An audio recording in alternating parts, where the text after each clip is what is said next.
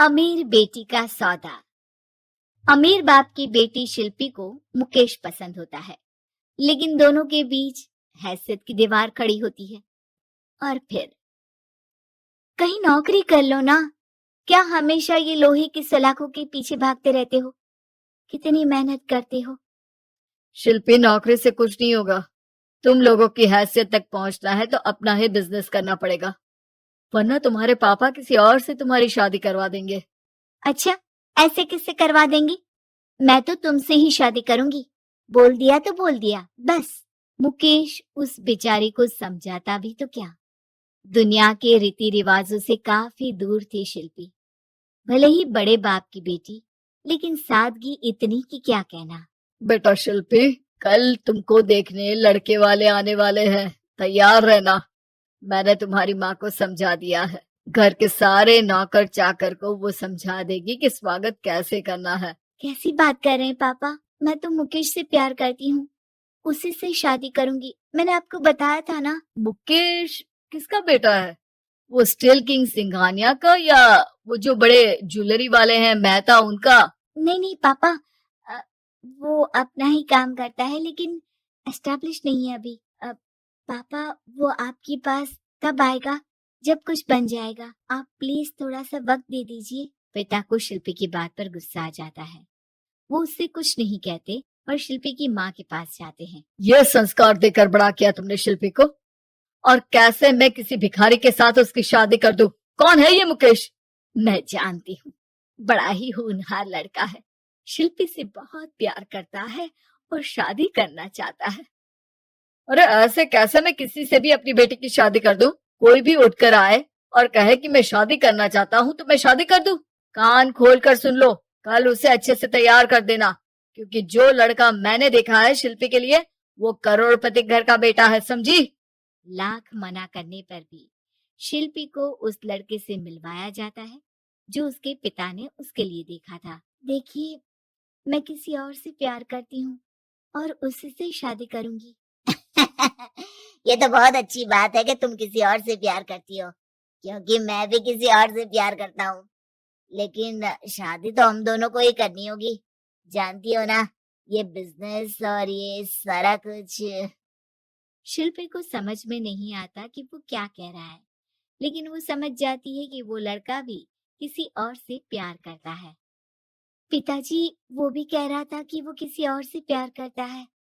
हाँ तो करने दो ना, हमने तो नहीं रोका। तुम अपना देखो, शादी के लिए हाँ कर गया है वो। लेकिन क्यों? अरे वो और मैं दोनों ही एक दूसरे से प्यार नहीं करते, फिर शादी क्यों कर ले? पापा, एक बार सिर्फ मेरे कहने पर आप मुकेश से मिल ले।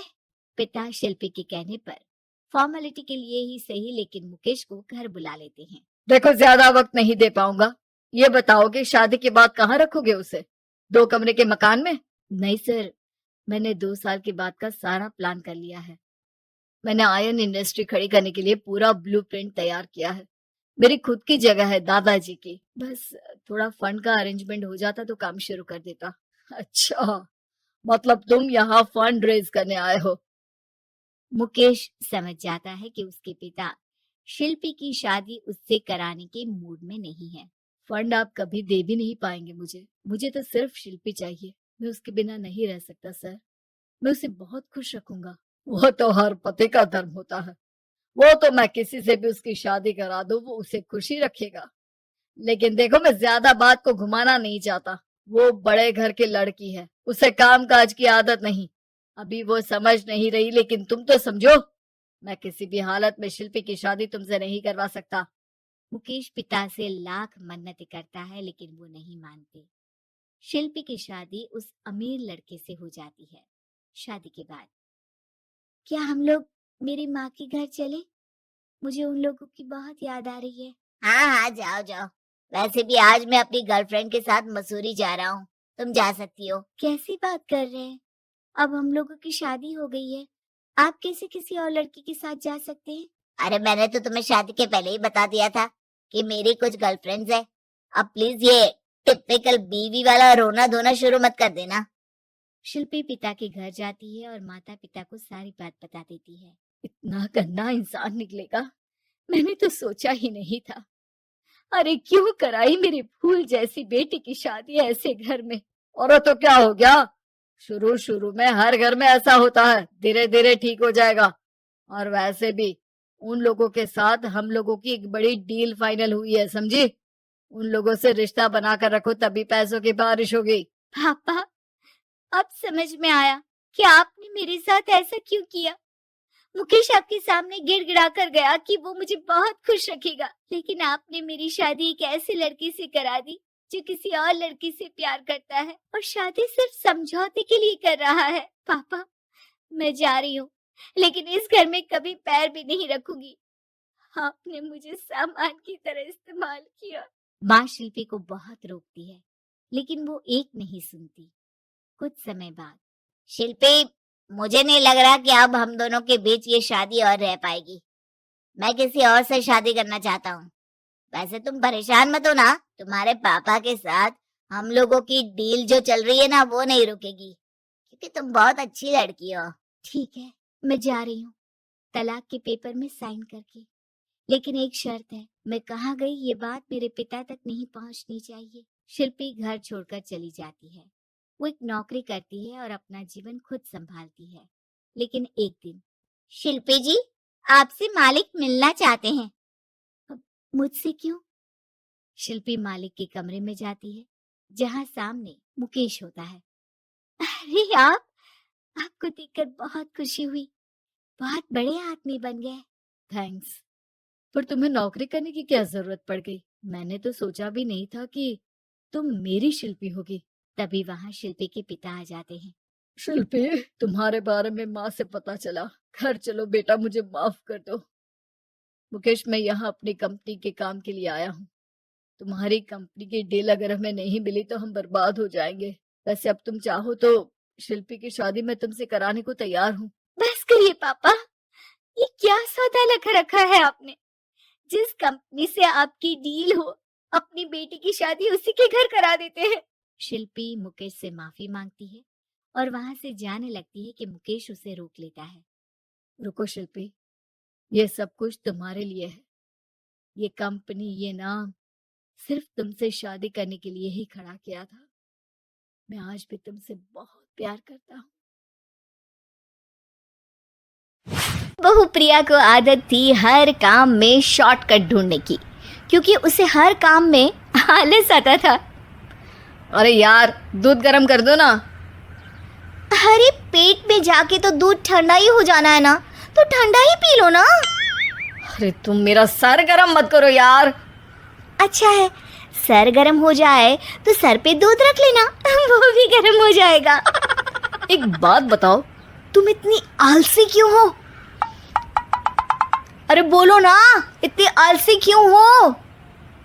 प्रिया, जवाब दो। जवाब देने में आलस आ रहा है। पति वहां से उठ के बड़बड़ाते हुए खुद दूध गर्म करने चला जाता है और प्रिया अपनी आंखें बंद करके सोफे पर लेट जाती है। प्रिया की इस आदत का घर वाले सबको पता तो था ही, अब तो बाहर वाले भी उसको आलसी बोलने लगे थे। अरे बहू सुन ना, एक गुड न्यूज है। क्या माँ जी, आप सब कुछ मेरे नाम करने वाली हैं क्या? अरे बस तेरा दिमाग पैसों में ही लगा रहता है। माँ जी, आपको तो पता है कि मैं गांधी जी की कितनी बड़ी फैन हूँ, और गांधी जी तो नोट पे ही मिलते हैं ना, इसलिए पैसों के अलावा कहीं दिमाग ही नहीं रहता। वैसे गुड न्यूज़ क्या है? अरे गुड न्यूज ये है कि मेरी कुछ सहेलियां आने वाली है। हैं? ये भी कोई गुड न्यूज़ है क्या? जब भी आपकी सहेलियां आती हैं, मेरे किसी न किसी काम में खोट निकाल की जाती हैं। हमेशा कोई कमी दिखी जाती है उनको मेरे काम में, और मुझे आलसी बोलते हैं वो लोग। अरे तो ऐसा समझ कि आज तेरे पास मौका है उनकी नजरों में अच्छा इम्प्रेशन जमाने का। कैसे कैसे? उनके लिए खाने की इतनी स्वादिष्ट चीजें बना कि वे उंगलियां चाटती रह जाए। माँ जी, ये तो आप मुझे नया काम पकड़ा रही हो। अरे मेरी सहेलियों से तारीफ पानी है कि नहीं? हाँ, पानी तो है।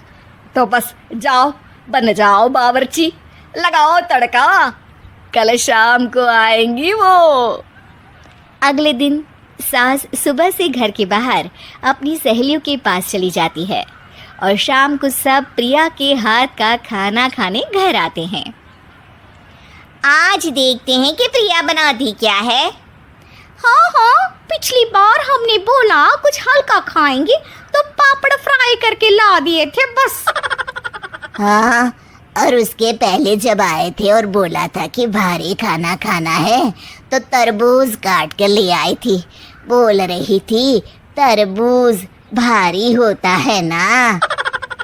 अरे बस भी करो, इतनी बुरी नहीं है मेरी बहू। तभी बहू वहाँ खाना लेकर आती है।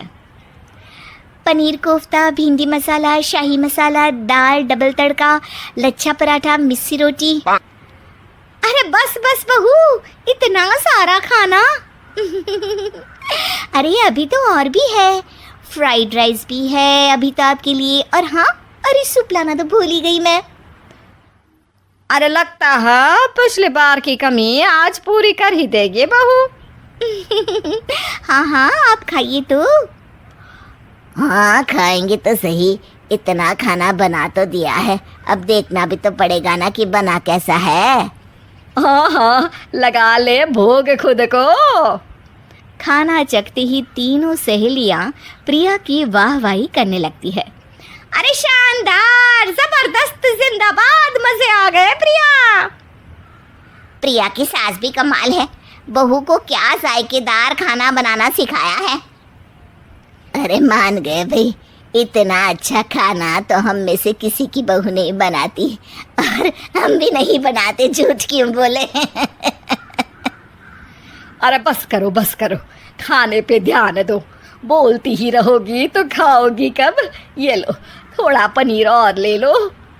सास भी सहेलियों के साथ खाना खाने लगती है, पर बहू के साथ अपनी भी तारीफ सुनकर सास मन ही मन फूली नहीं समा रही थी।